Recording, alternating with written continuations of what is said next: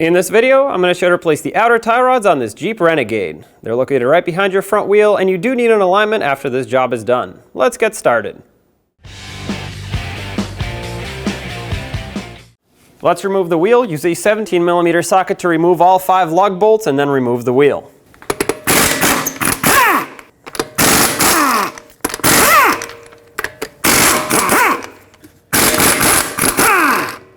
Support the wheel on the last one just in case it wants to fall off. Now with the wheel off, we can see the outer and inner tie rod. They're locked in with this jam nut. Use a 22mm wrench and break this free. There we go. The jam nut is stuck on the threads of the inner tie rod, but that's okay because it broke free from the outer, which means these can now be separated. Let's use a 17mm socket and remove the mounting nut that holds the outer tie rod stud onto the knuckle. With it removed, put it back on just a few threads, and then we're going to take a hammer to the side of the knuckle right here, tap it, and the vibrations will break this stud free from the knuckle. This will prevent the outer tie rod from falling down completely. There we go. Remove the mounting nut and remove the tie rod stud.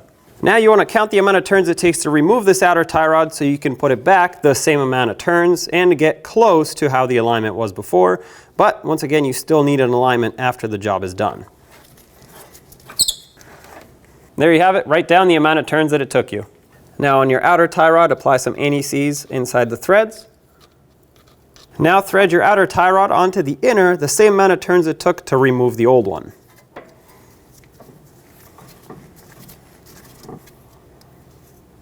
That's it for me. This, like I said, will get us close, but once again, you still need an alignment after this.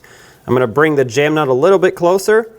I'll leave it right here. We'll tighten this up at the very end. Take your tie rod, put it right through the knuckle, push it up all the way, put on the mounting nut, and let's bottom this out. 30 foot-pounds is the torque for this mounting nut.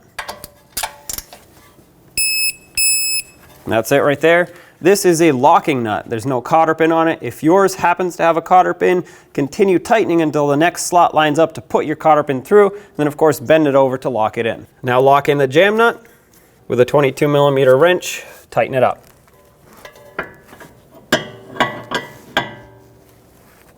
And then I like to bring it back a little bit so the outer tie rod isn't sitting at an angle. Let's get the wheel back on, line it up, hold it, and have a lug bolt ready to thread it on.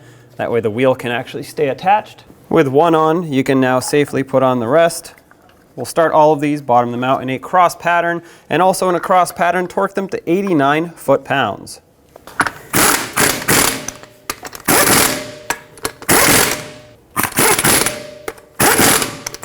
"89 foot-pounds in a cross pattern, here we go.